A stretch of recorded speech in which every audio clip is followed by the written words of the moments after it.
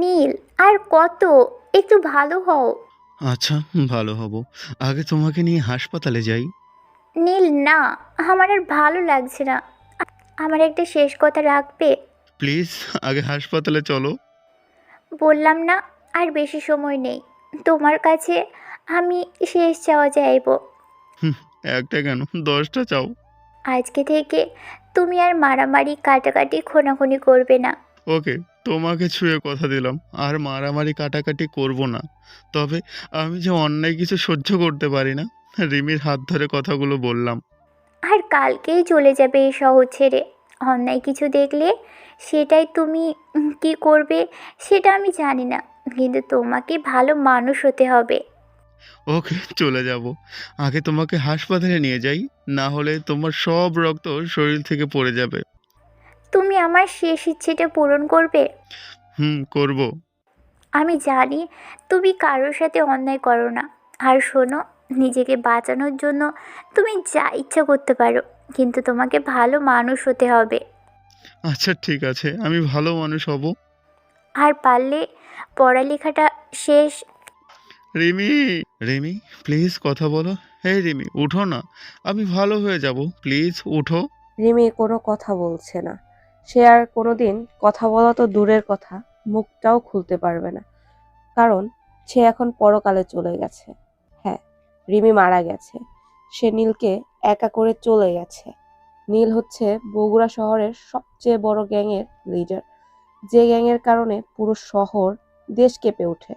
কিন্তু কেউ জানে না যে কে এই গ্যাংয়ের কিং, কি বা নাম তার। এই গ্যাংয়ের লোকজন ছাড়া আর কেউ জানে না কে এই গ্যাংস্টার। হ্যাঁ, তার নাম নীল। নীল মেহরাজ এই গ্যাংয়ের লিডার। তার কথাতেই এই গ্রুপ চলে। নীলের জানা মতে কেউ নাই এই পৃথিবীতে। তার আপন বলতে ছিল একমাত্র রিমি। সেও তাকে ছেড়ে চলে গেছে। নীলের কিছু শত্রু মিলে মারতে এসেছিল, কিন্তু নীলকে বাঁচাতে গিয়ে রিমি তার জীবনটা দিয়ে দিল। এই পৃথিবীতে রিমিরও কেউ নাই, আপন বলতে ছিল একমাত্র নীল। নীল চলে আসলো রিমিকে কবর দিয়ে। এসে সে বসে আছে রিমির বাসার সামনে। হঠাৎ করে নীলের গ্যাংয়ের রাকিব বলে উঠল, ভাই, এখন আমরা কি ওই শালা রুকুকে শেষ করতে যাব? না রে, আজকে থেকে সব বাদ। আর আমি কালকে সকালে চলে যাব এই শহর ছেড়ে। কি বলেন ভাই? তাহলে যে আর এই দেশের মানুষগুলো শান্তিতে থাকতে পারবে না, আবার সেই অন্যায় অবিচার পাবে তারা। কেন? তোরা থাকবি তো তা দেখাশোনা করার জন্য। আপনি কই যাবেন? চলে যাব আমি অন্য কোনো শহরে। আপনি ছাড়া যে আমরা চলতে পারবো না। পারবি রে, পারবি রে, পারবি। আর আমি আজকেই যেতাম, কিন্তু রাত হয়ে গেছে, তাই আর গেলাম না। আর কালকে সকাল সকালে আমি চলে যাব এই শহর ছেড়ে। সকাল 6টা 23 মিনিট বাজে। ঘুম থেকে উঠে চলে আসলাম বাস স্ট্যান্ডে। সেখানে থেকে হাত মুখ ধুয়ে কিছু খেয়ে চলে আসলাম বাসের কাছে। উঠে পড়লাম হানিফ পরিবহনের একটি বাসে। টিকিট কেটে উঠেছিলাম, আর শুনছিলাম বাসটা নাকি যাবে ঢাকাতে। বাসের মধ্যে উঠেই ফোনের সিমটা খুলে রাস্তায় ফেলে দিলাম। আর সাথে সাথেই সব পরিচিতদের থেকে আমার সংযোগ বিচ্ছিন্ন হয়ে গেল। বাসে বসে বসে রিমির কথাগুলো ভাবছিলাম। মেয়েটা কেন এত পাগলি টাইপের ছিল? মনে পড়ে গেল সেই প্রথম দিনের কথা, যেদিন আমি রিমিকে প্রথম দেখেছিলাম। সেদিন রিমির প্রথম আমাদের মহল্লায় আসে, আর এসেই আমার সাথে তার ঝগড়া লাগে। আমি সাধারণ মানুষের সাথেই জীবনযাপন করতাম। আর সেদিন থেকেই রিমির সাথে আমার পরিচয় হয়। রিমি দেখতে ছিল একটা ডানা কাটা পরীর মতো। তার চোখগুলো ছিল বিড়ালের চোখের মতো। আর যখনই সে হাসতো তার গালে টোল পড়তো। আমার সবচেয়ে বেশি ভালো লাগতো তার চোখ আর গালগুলো। এই দুটোই ছিল আমার ভালো লাগার সবচেয়ে পছন্দের জিনিস। এসব ভাবতে ভাবতে কখন যে ঘুমিয়ে গেছি আমি নিজেও জানি না। হঠাৎ বাসের হেল্পারের ডাকে ঘুম থেকে উঠে পড়লাম। আর বাস থেকে নেমে দেখলাম জায়গাটা ঢাকার ফার্মগেট। তারপর পা রাখলাম নতুন কোনো শহরে। সব মুখগুলো যেন অচেনা। এর আগে আমি এই শহরে এসেছি বেশ কয়েকবার। তখন আমি আসছিলাম নিজের গাড়িতে করে। আমি কয়েকটা কাজে এর আগেও অনেকবার ঢাকাতে এসেছি। আমি বাস স্ট্যান্ড থেকে নেমে চলে আসলাম আমার পরিচিত এক চায়ের দোকানে। আমি আগে ওই ফার্মগেটে এসেছিলাম। আমি আগে যখন ঢাকাতে আসতাম তখন এই গফুর চাচার চায়ের দোকানে চা খেতাম। গফুর চাচা খুব ভালো লোক, কিন্তু সে জানে না যে আমি নীল গ্যাংয়ের লিডার নীল। আমি সোজা গিয়ে চাচার চায়ের দোকানে বসে পড়লাম। চাচা আমাকে দেখতে পেরেই চিনতে পেরেছে। আমাকে দেখেই সে বলে উঠল, আরে নীল বাজান, দেখি কেমন আছো বাজান তুমি? জি চাচা, আলহামদুলিল্লাহ ভালো আছি। আপনি কেমন আছেন? আমার আর ভালা থাহা আচ্ছা বাদ দেছো, তা কি লাইগা ঢাকাতে আইলা বাজান? চাচা, এইবার অনেক দিন থাকা লাগবে। এখানে একটা কলেজে ভর্তি হব ভাবছি। মিথ্যা কথাগুলো বললাম, সত্যিটা বললাম না। ভালো কথা তো। তা বাজান আইলা কখন ঢাকাতে? একটু আগেই চাচা। আচ্ছা, চা দেন তো। আচ্ছা চাচা, আগে চা দেন তো। কতদিন আপনার হাতের চা খাই না। ও, আর বেশি নাই তো, তাই তো চা খাইতে পারবো না। চাচা, আমার থাকার জন্য একটা বাসা লাগবে। সে কি তুমি কিছু ঠিক না কইরাই আইসা পড়ছো ঢাকাতে? চাচা, চা খেতে খেতে বললাম। আচ্ছা, কোনো সমস্যা নাই, কে বাসা তোমারে পাইয়া দিমুনি। চাচা, এখন পাইয়ে দিলে অনেক ভালো হতো। কে বাজান? না মানে একটু বাসায় যেয়ে ঘুমাইতাম আর কি। আচ্ছা চলো। তারপর চাচা আমাকে বাসা ঠিক করে বাসায় দিয়ে আসলো। আমি বাসাটা ভালো করে ঘুরে ঘুরে দেখলাম। বাসাটা 3 তলা।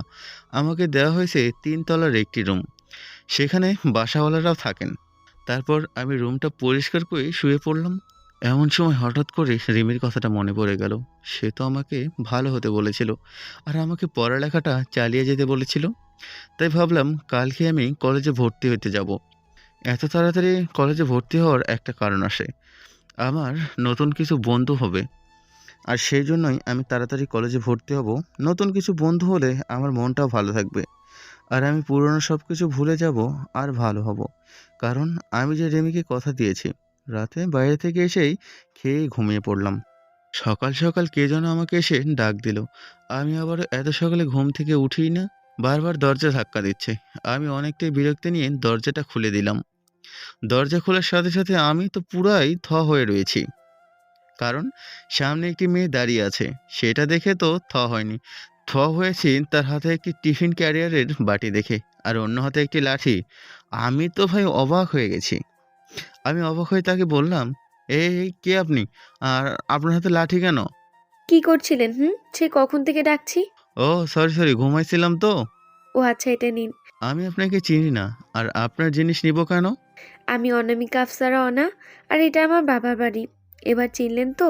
এবার বাটিটা নিয়ে আমাকে উদ্ধার করুন, যত সব ফালতু মানুষ। বাটি আমি নিব না, আপনি নিয়ে যান। বাবা দিতে বলেছিল তাই নিয়ে এসেছিলাম। আর আপনাকে তো দেখে মনে হয় আপনি পুরাই গাঁজাখোর। কি? এই মুখ সামলে কথা বলুন। দূর, না নিলে নাই, কোথা থেকে যা আসে সব। বলেই অনা চলে গেল। আর আমি নিজের দিকে চেয়ে নিলাম। আসলে তো আমাকে গাঁজাখোরদের মতোই দেখা যাচ্ছে। তারপর ফ্রেশ হয়ে বাইরে এসে খাবার খেয়ে নিলাম। তারপর সেলুনে গেলাম চুলদাড়িগুলো কাটতে। তারপর চুলদাড়িগুলো কাটিয়ে বাসায় আসতে আমি তো অবাক হয়ে গেলাম। কারণ সামনে অনা দাঁড়িয়ে আছেন, তাও আবার আমার রুমের সামনেই। আমি আসতেই সে আমাকে দেখে বলল, আব্বু আপনাকে ডাকছিল। আপনি কোথায় গিয়েছিলেন? বাইরে গিয়েছিলাম। বাইরে গিয়েছিলেন কেন? আমি কতক্ষণ ধরে এখানে আছি জানেন? এমনি। আব্বু আপনাকে ডাকছে। আমি একটু পরে আসছি। তাড়াতাড়ি আসেন। হুম। এবার অনা তো কিছুই বলল না। তার মানে আমার সাথে এখন থেকে আর রেগে কথা বলছে না। তারপর আমি একটু পর অনার বাবার কাছে চলে গেলাম। তিনি আমাকে দেখে বললেন, আরে নীল যে, এসো বাবা, ভিতরে এসো। আমি ভিতরে গিয়ে তাকে প্রথমে সালাম দিলাম। তারপর বললাম, কেমন আছেন আপনি? বাবা ভালো আছি। আমাকে নাকি আপনি ডেকেছিলেন আঙ্কেল? বাবা। তা কিসের জন্য ডাকছিলেন? না এমনি আর কি। এখানে কি কোনো সমস্যা হয়েছে না তো? না, কোনো সমস্যা হচ্ছে না। সমস্যা হলে আমাকে বলো। আচ্ছা বাবা। জি ওকে। চলে আসলাম নিজের রুমে। তারপর আমি গোসল করে শুয়ে পড়লাম। আসার সময় বাইরে থেকে খাবার এনেছিলাম আর খাবার খেয়েও এসেছিলাম। শুয়ে শুয়ে ভাবছি কি থেকে কি হয়ে গেল। আমার একটা মাত্র ভুলের কারণে রিমি আমাকে ছেড়ে চলে গেল। আমার কারণেই শুধু শুধু রিমির মৃত্যু হলো। এসব ভাবছি এমন সময় মনে হলো যে রিমি তো আমাকে ভালো হতে বলেছিল আর পড়ালেখাটা করতে বলেছিল। আমাকে আবার পড়ালেখা করতে হবে। আমি আগে থেকে অনেক কষ্ট করে এইচএসসি পাশ করেছি। রেমির কথা ভেবে আমি আবার অনার্সে ভর্তি হব। ঠিক করলাম রাতের বেলা আঙ্কেলের সাথে তা নিয়ে কথা বলবো। সন্ধ্যার সময় আমার ঘুম ভাঙলো। তারপর আমি উঠে গিয়ে হাত মুখ ধুয়ে বাইরে গেলাম। বাইরে ওই সেই গফুর চাচার চায়ের দোকানে চলে গেলাম। চাচা, চা দেন তো। দিতাছি বাবা। চাচা। তোমার কোনো সমস্যা হইতাছি না তো বাবা? আরে না, আমি ঠিকই আছি। তারপর চাটা খেয়ে একটু ঘুরে ফিরে বাইরে থেকে রাতের খাবারটা কিনে বাসায় চলে আসলাম। তারপর আমি খাবারগুলো রেখে ফ্রেশ হতে চলে গেলাম। ফ্রেশ হয়ে এসেই খাবার খেতে বসলাম। খাবারের প্লেটে নিতেই আমার চোখের সামনে সেই রিমির চেহারাটা ভেসে উঠল। কারণ আমি আজকে বিরিয়ানি নিয়ে এসেছি। বিরিয়ানি ছিল রিমির সবচেয়ে প্রিয় খাবার। রিমির কথা মনে হতেই চোখগুলো দিয়ে যেন নোনা পানি বেরিয়ে পড়তে লাগলো। আপনা আপনি পড়ছে আমার মুখ দিয়ে, আর খাবার আমার মুখ দিয়ে আর কোনো শব্দই বের হচ্ছে না, আর খাবারও যাচ্ছে না। অনেকক্ষণ কান্না করার পর চোখগুলো মুছে ধুয়ে আবারও খেতে বসলাম। তারপর একটু খেয়ে বাকিটাতে পানি ঢেলে দিলাম, কারণ আমার মুখ দিয়ে যে আর খাবার ঢুকছে না। খাবার খেয়ে একটু পর আমি অনাথের রুমে চলে গেলাম। আঙ্কেল, আছেন কি আপনি বাড়িতে? কি দরকার? একটু কথা ছিল আর কি। আমাকে বলেন আগে।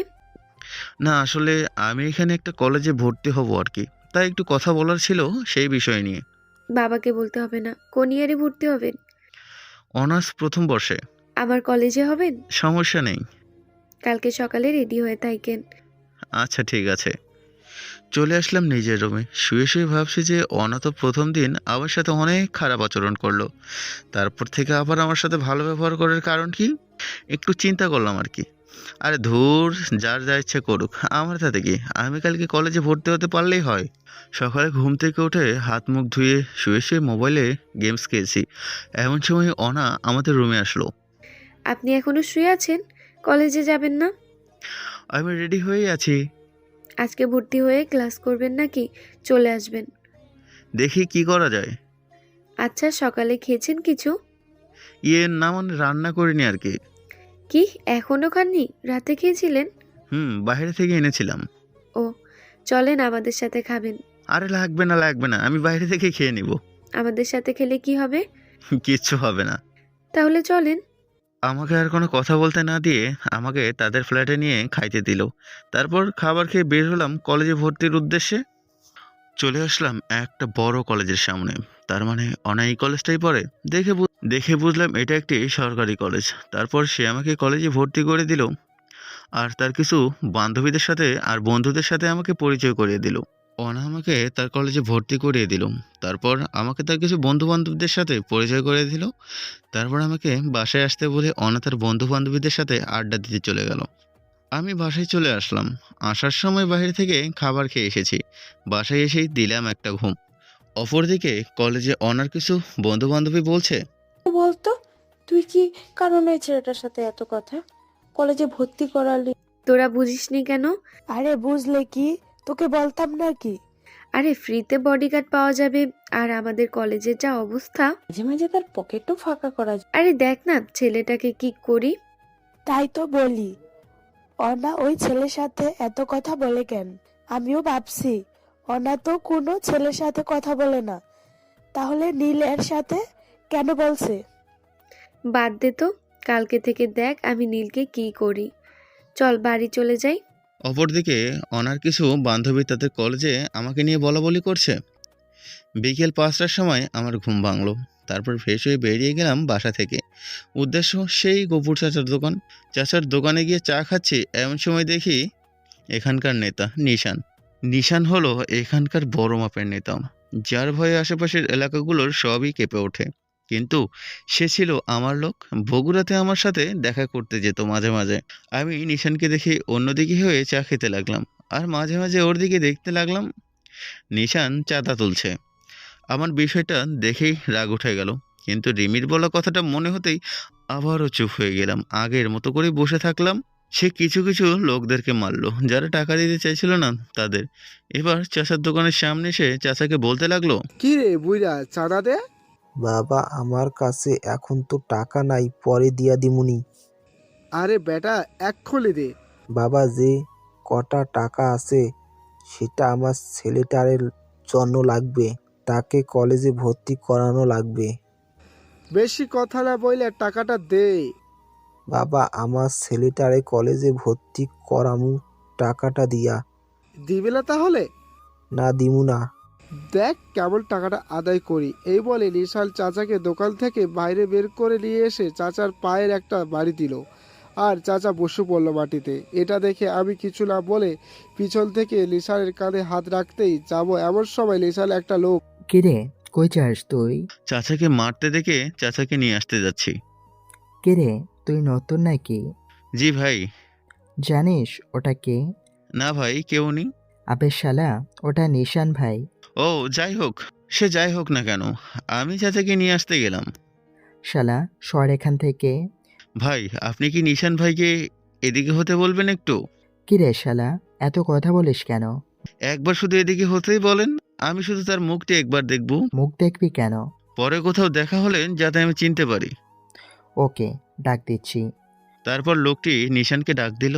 নিশান লোকটির কাছে এসে বলল, কিরে ডাকলি কেন? ওই নাকি আপনাকে দেখবে। কে বে তুই? জি ভাই, আমি। মুখ ঘোরাতে ঘোরাতে নিশান তো আমাকে দেখেই অবাক হলো, কারণ নিশান আমাকে আগে থেকে চিনতো। ভাই আপনি এখানে? তোর কর্মকাণ্ড দেখতে। এখানে আসবেন আগে বলবেন না আমাকে? হঠাৎ করে আগের লোকটি বলল, নিশান ভাই, আপনি শালারে ভাই বলছেন কেন? আমার সামনে আয় তোরা, বলতেছি। লোকটি সামনে আসতেই নিশান লোকটিকে দিল 3টে ঠাস ঠাস করে চর। তারপর, তুই ভাইরে চিনোস? না ভাই। আরে হালার পুত, জীবনে নীল গ্যাংয়ের নাম শুনেছিস? না তো।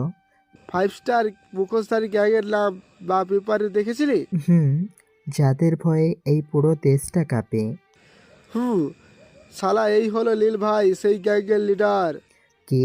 তারপর আমার কাছে এসে আমার পার ধরে বলছে? ভাই, আমাকে মাফ করে দেন। তোমার নাম কি? রাজু। যে কাজগুলো করো আর এগুলো করবে না, ঠিক আছে? আর নিশান, তুই শোন, জি ভাইয়া বলেন। যেটা দেখলাম এরপর থেকে যেন আর না দেখি, ঠিক আছে? তাহলে আমরা চলবো কেমনে? শোন, অন্য কাজ করে টাকা উপার্জন করা যায়, আর আমার সামনে যাতে এগুলো না দেখি। জি ভাই। আর আমাকে যে তোরা চিনিস এটা কিন্তু কাউকে বলবি না, ঠিক আছে? কেন ভাই? যেটা বলেছি সেটা কর। আর যদি আমার আসল পরিচয় সবাই জানেন তাহলে তো তুই শেষ। তুই তো আমাকে ভালো মতোই চিনিস। জি ভাই। আর যার যার টাকা নিয়েছিস তাদের টাকা ফেরত দিয়ে দে, যা। ওকে ভাই। তারপর আমি চাচার কাছে গেলাম। দেখি চাচা মাটিতে বসে আছে। চাচা, তোমার কোথাও লাগেনি তো? না বাবা, লাগেনি। তা তোমার ছেলে কোন ক্লাসে পড়ে? এবার কলেজে ভর্তি হইবা বাবা। আচ্ছা, আমি ভর্তি করাই দিব, সমস্যা নেই। তোমাকে যে কি বলে ধন্যবাদ দিমু। বাদ দেন তো চাচা, দোকানে বসেন। তুমি কি নিশানকে আগে থেকে চিনো? না তো, মিথ্যে বললাম। কেন? না, তোমার কথা শুনে সে সবাইকে টাকা দিয়ে গেল, তাই তো? আরে, ওদেরকে ভালোভাবে বুঝাইলাম তাই ফেরত দিল। ও। তারপর চাচার দোকানে বসলো, আর আমি চায়ের টাকাটা দিয়ে বাসার দিকে চলে আসলাম। আসার সময় বাইরে থেকে আনা খাবারগুলো খেয়ে ঘুমিয়ে পড়লাম। রাতে খাবার খেয়ে শুয়ে পড়লাম, কারণ সকালে তাড়াতাড়ি ঘুম থেকে উঠতে হবে। সকালে আবার কলেজে যেতে হবে। সকাল 8টায় ঘুম ভাঙলো, তাও আবার অনার ডাকে। সে এসে সকালে ডাক দিয়ে গেছে। আমি ঘুম থেকে উঠে ভাবতেছি, মেয়েরা এত সকালে উঠে কেন রে ভাই? না বাবা থাক, আমার এত চিন্তা করে লাভ নেই। তাড়াতাড়ি রেডি হয়ে কলেজে যেতে হবে। তারপর ফ্রেশ হলাম। ফ্রেশ হয়ে একটু বসে থেকেই আমি বসা থেকে বের হয়ে গেলাম। নিচে দাঁড়িয়ে আছি রিক্সার জন্য, কিন্তু আরে ভাই, রিক্সা আসার কোনো নাম গন্ধই নাই। হঠাৎ পিছন থেকে কে যেন মাথায় হালকা করে একটা থাপ্পড় দিল। আমি পিছনে তাকাতে দেখি অনা। অনা আমাকে দেখে বলে উঠলো, ওই, আমি কলেজে নিয়ে ভর্তি করাই দিলাম, আবার আমারই না নিয়ে যাওয়া হচ্ছে। আরে আমি মনে করেছিলাম যে আপনি চলে গেছেন, তাই আর কি। থাক, আর বলতে হবে না, এবার রিক্সা ডাকেন। অনেকক্ষণ ধরেই খুঁজছি কিন্তু পাচ্ছি না তো। কেন পাচ্ছেন না? আমি কি জানি। তাই? তারপর রিক্সায় উঠে কলেজে চলে আসলাম।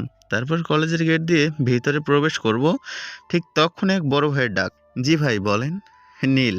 জি, নীল মেহরাজ। এবার এক ভাই বলতে লাগলো, তুই ওনার লগে আইলি কেন? একই বাসায় থাকি তো, তাই আর কি। হালা এক বাসায় থাকলেই কি এক লগে আসা লাগে? না। সিয়াম, হালারে দে 2টা।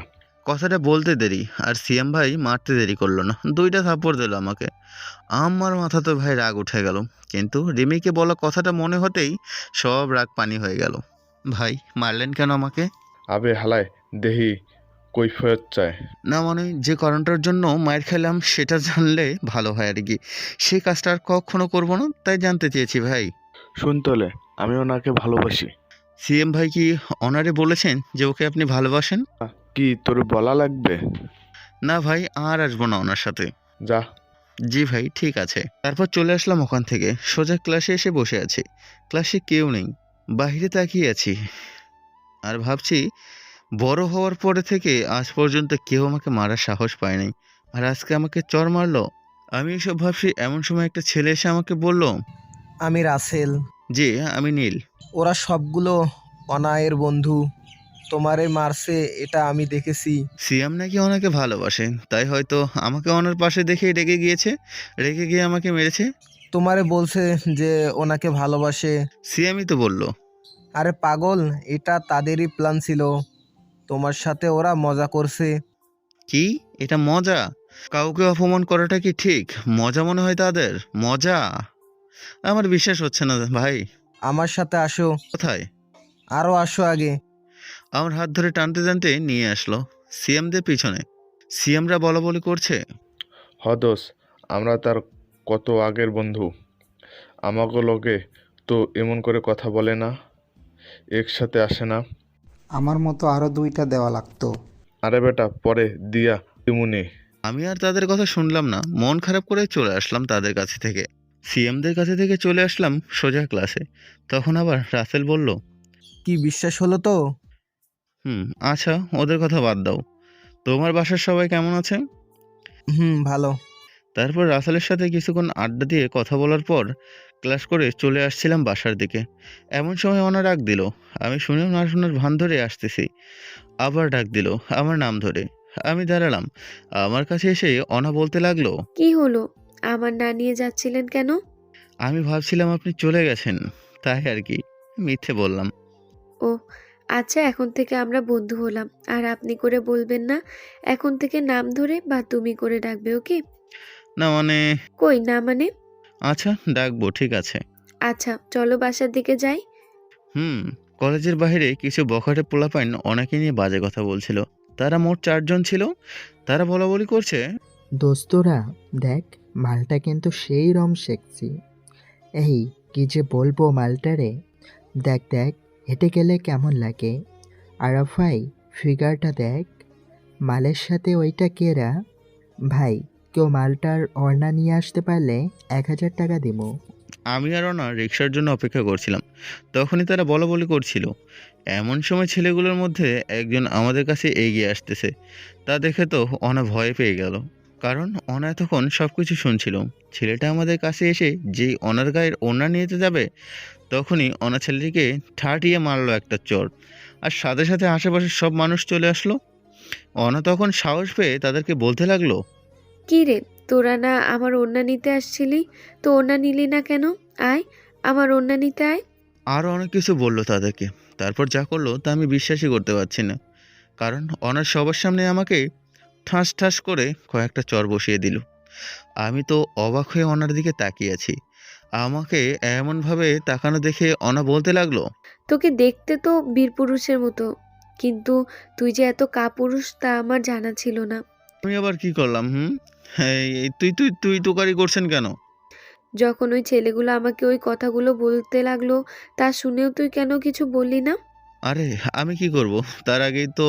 তোর কথা শুনতে ভালো লাগছে না? শর্ত। ও আচ্ছা, আমি চলে গেলাম। যা তো, আমাকে বলিস কেন? চলে আসলাম ওনার সামনে থেকে। খুব খারাপ লাগছে। আমাকে কখনো কেউ এভাবে মারা তো দূরের কথা, কেউ মুখের সামনেও আনেনি। বরং আজকে 2 জন মানুষ আমাকে মারলো, তাও আবার আমার এই কলেজে এসেই। কেন করলে এমন ওরা? আর ওনা তো আমার আগেই ছেলেগুলোকে মার বা বকা দিল। তাহলে আমার দোষ কোথায় এখানে? এসব ভাবতে ভাবতে বাসায় চলে আসলাম। বাসায় এসে ফ্রেশ হয়ে শুয়ে পড়লাম। বিছানায় শুয়ে রিমির একটা ছবি নিয়ে তাতে হাত বোলাতে বোলাতে বলতে লাগলাম, আচ্ছা রিমি, আমি তোমার কাছে কী দোষ করেছিলাম যে আমাকে ছেড়ে চলে গেলে? কেন চলে গেলে আমাকে রেখে? কী দোষ করেছিলাম আমি? তুমি কি জানো, তোমার কথা মতো আমি আবার পড়ালেখা শুরু করলাম। আজকে কলেজের প্রথম দিন ছিল আমার। এই প্রথম দিনেই আমাকে 2 জন ব্যক্তি মারলো। আচ্ছা তুমি তো জানো, আমাকে কেউ মারা তো দূরের কথা, আমাকে মারার কথা কেউ কল্পনাও করতে পারে না। আর আজকে কলেজে প্রথম দিনে দুজন ব্যক্তি আমাকে মারলো, কিন্তু দেখো সেখানে তো আমার কোনো দোষই ছিল না। এসব ভাবতে ভাবতে কখন যে রিমির ছবি বুকে নিয়ে ঘুমিয়ে গেছি নিজেও জানি না। এদিকে অনার মাথা ঠান্ডা হলে সে বসে বসে ভাবতে থাকে সে আমাকে কেন মারলো। আমার তো কোনো দোষই ছিল না। ছেলেটা আসার সাথে সাথেই তো অনা তাকে মারলো। আমাকে তো সে কিছু বলারই সময় দেয়নি। এসব ভাবতে ভাবতে কখন যে আমার রুমে চলে আসলো, আর সেখানে যাইতেই তার বুকটা ফেটে কান্না চলে আসতেছে, কারণ আমার কাছে যে 5 আঙ্গুলের ছাপ বসে আছে। আর যদি সেখানে আস্তে করে টোকা দেওয়া যায় তাহলে মনে হয় রক্ত বের হয়ে আসবে। আর আমি ঘুমের মধ্যেও কান্না করছি। আর সে বেশ অবাক হলো আমার বুকে কার যেন ছবি দেখে। তাই সে আমার কাছে আসতে যাবে এমন সময় আমি ঘুম থেকে জেগে উঠি। আমি ঘুম থেকে উঠে আমার রুমে অনেকে দেখে চমকে গেলাম, কারণ আসছি থেকে আজ এই নিয়ে প্রায় 2 বার আমার রুমে আসলো। আমি ওনাকে দেখে বললাম, কি ব্যাপার আজকে আমার রুমে? আসতে পারি না বুঝি? আপনাদের বাড়ি, আপনার যখন খুশি তখন আসতে পারেন। তাই তো। হুম। আচ্ছা সরি। সরি কেন আবার? কলেজে সবার সামনে মারার জন্য। ও, সরি বলার কিছু আছে? আরে আমি তো রাগের মাথায় তোমারে মারছি, তাই না? হুম। আচ্ছা, কালকে কলেজে যাওয়ার সময় আমাকে নিয়ে যাইও। আর আমাকে আপনি আপনি করছো কেন? কি করব? কোথায় আপনি আর কোথায় আমি? বললাম তো সরি। আচ্ছা ঠিক আছে, যাও। কোথায় যাব? বাহিরে যাও। তারপর অনা চলে গেল। আমি তাড়াতাড়ি দরজাটা লাগাই দিলাম, কারণ অনা আবার যে কোনো সময়ে রিমির ছবির বিষয় নিয়ে কথা বলতে পারে। তাই আমি তাকে তাড়াতাড়ি চলে যেতে বললাম। তারপর অনা চলে গেল, আর আমি উঠে রিমির ছবিটা আবার আগের জায়গায় রেখে দিলাম। তারপর এসে বুঝতে পারলাম ইঁদুরের আমার পেটের মধ্যে ক্রিকেট খেলা শুরু করে দিচ্ছে। আরে ভাই, ক্ষুধার জ্বালায় ভাই, মানে খুব ক্ষুধা লাগছে আমার। তাই বাইরে চলে আসলাম দুপুরের খাবার খাইতে। যদিও এখন বিকাল 5টা বাজে, তারপরেও আমার কাছে দুপুর, কারণ আমি দুপুরে কিছুই খাইনি। খেয়ে আসছিলাম বাইরে থেকে। তারপর চলে আসলাম সে পরিচিত চায়ের দোকানে। এসেই, চাচা কেমন আছেন আপনি? বাবা ভালো আছি। তুমি কেমন আছো? জি ভালো আছি। চা দেন তো একটা। আর আপনার ছেলেকে তো কাল সকালে এখানে থাকতে বলবেন। কে বাবা? আমার ছেলেরে দিয়া কও করবা? আরে আপনার ছেলেকে কলেজে ভর্তি করানো লাগবে, তাই আর কি। সত্যি বলতাছো বাবা? আমার ছেলেরে কলেজে পড়াবা? চাচা। আমি যে খরচ বহন করতে পারবো না। চিন্তা করেন না চাচা, আমি ওর পড়াশোনার খরচ চালাবো। সত্যি কইতাছো বাবা? চাচা। সন্ধ্যার পর চলে আসলাম বাসায় এসে পড়লাম এক বিপদে। বিপদটা হলো আমি রাতের খাবার আনতে ভুলে গেছি। না, আর বাইরে খাবো না। তার থেকে ভালো একটা কাজের বুয়াকে রাখবো। চলে গেলাম বাড়িওয়ালার কাছে। তারপর তার সাথে কথা বলে রান্না করার জন্য একটা মহিলাকে ঠিক করলাম। যাক, আজকে একটা রান্না বান্না করার লোক ঠিক করে আসলাম। কালকে থেকে আর কোনো কষ্টই করতে হবে না, বাইরে থেকে খেতেও হবে না ভাই। তাই রাতে শুয়ে পড়লাম আমি। কেন জানি ঘুম ধরছে না, শুধু বারবার রিমির মুখটাই ভেসে উঠছে। হঠাৎ করে মনে পড়ে গেল রিমির ছবিটার কথা। তারপরে আমি রিমির ছবিটা বের করে দেখতে লাগলাম। কতক্ষণ যে দেখেছি তা আমার নিজেরও মনে নেই। রিমি দেখতে যে কত সুন্দর ছিল তা বলার বাহিরে। আমি রিমির ছবি দেখতে দেখতে কখন যে ঘুমিয়ে গেছি আমার নিজেরই মনে নেই। সকাল সকাল কেউ যেন দরজা ধাক্কা দিচ্ছে, তাই তাড়াতাড়ি উঠে দরজাটা খুলে দিলাম। দেখলাম অনা দাঁড়িয়ে আছে। আমি অনাকে বলতে লাগলাম, এত সকালে আমার রুমে কি চাই? তোমার নাকি রান্না করার লোক লাগবে? জি লাগবে, আর আঙ্কেলটা ঠিক করেছে। হ্যাঁ।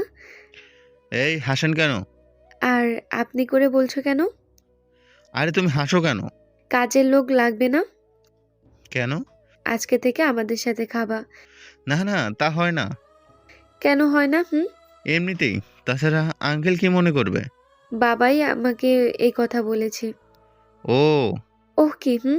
তাহলে আমাদের সাথে খাচ্ছ আজকে থেকে? দেখি কি করা যায়। দেখি নয়, খেতে হবে। তবে একটা কথা আছে। কি কথা? আমি কিন্তু বাজার করার জন্য টাকা দেব। আচ্ছা দিও। অনা চলে গেল। আমি ফ্রেশ হতে চলে আসলাম। তারপর ফ্রেশ হয়ে শুয়ে আছি, এমন সময় আবার ওনাদের বাসার কাজের মেয়েটা আমাকে খাবারের জন্য ডেকে গেল। আমি ঘড়ির দিকে তাকিয়ে দেখি 8:23 বাজে। তাই খাবার খাইতে চলে গেলাম। টেবিলে বসে দেখি অনা নাই। তারপর খাবার টেবিলে আঙ্কেল বলল, তা বাবা, তোমার পরিবারের আর সদস্যগুলো কই? তারা কি গ্রামে বাড়িতে এসেছে নাকি? না মানে আঙ্কেল, আমার কেউ নাই। কেউ নেই মানে? সবাই মারা গেছে। মিথ্যে বললাম, কারণ আমি জানি না আমার মা বাবাকে। তারা বেঁচে আছে নাকি মারা গেছে তাও আমি জানি না। থাক বাবা, মন খারাপ করো না, আর এটা নিজের বাড়ি মনে করে খাবে। এমন সময় অনা টেবিলে বসতে বসতে বলল, বেশি বেশি করে খেয়ে আমার মতো মুটি হতে হবে কিন্তু। কে বললো আপনি মোটকি? কেউ বলেনি, আমিই বললাম। ও, তারপর খাওয়া শেষ করে কলেজের উদ্দেশ্যে রওনা দিলাম। এমন সময় অনা আমাকে বলল, আমাকে নিয়ে যাবে না? আজকে পারবো না। কেন? আমার সাথে আরো একজন যাবে। কি ব্যাপার, একদিনেই কাকে পটালে? আরে একটা ছেলে যাবে। ও, তাহলে কালকে থেকে কিন্তু প্রতিদিন নিয়ে যেতে হবে। আচ্ছা ঠিক আছে, নিয়ে যাব। অনা চলে গেল, আমিও চাচার দোকানে চলে আসছি। আর ভাবছি অনা মেয়েটা আসলেই অনেক ভালো, কিন্তু তার রাগ একটু বেশি। আর মাত্র কয়েকদিনের পরিচয়ে আবদার করছে আমার কাছে। এসব ভাবতে ভাবতে চলে আসলাম চাচার দোকানে। সেখানে চাচার সাথে একটা ছেলেকে দেখলাম, মনে হয় এটাই চাচার ছেলে। আমি চাচার কাছে গিয়ে বললাম, চাচা কেমন আছেন? ভালো বাবা, তুমি কেমন আছো? ভালো চাচা। ওই যে ও, তোমার নাম কি? রাজু মিয়া। বাহ, খুব ভালো নাম তো। চা নেও বাবা। রাজু, তুই আমাকে ভাই বলে ডাকবি। চা নিতে নিতে আমি ওকে বললাম। তারপর রাজুকে নিয়ে একটা কলেজে চলে আসলাম। তারপর রাজুকে কলেজে ভর্তি করাই দিয়ে ওকে ওর ক্লাস দেখিয়ে চলে আসলাম আমার ক্লাসে। ক্লাসে গিয়ে দেখলাম রাসেল বসে আছে। আর তারপর তার সাথে নানান ধরনের বিষয় নিয়ে কথা বললাম। আজকে অনা একটু দেরি করেই আসলো। ক্লাস করে বাসায় আসার সময় অনা নাকি আমার সাথে আসবে, তাই চাচার ছেলেকে তার বাসায় পাঠিয়ে দিয়ে আমি আর ওনা হেঁটে হেঁটে বাসার দিকে যাচ্ছিলাম।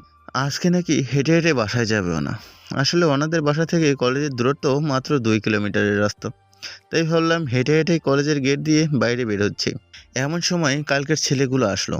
আজকে রাসেলের থেকে আজকে সকালবেলা কলেজে আসার পর আমি রাসেলের থেকে জানতে পারি যে এদের নাম জয়, রিমন, রিফাত আর রানা।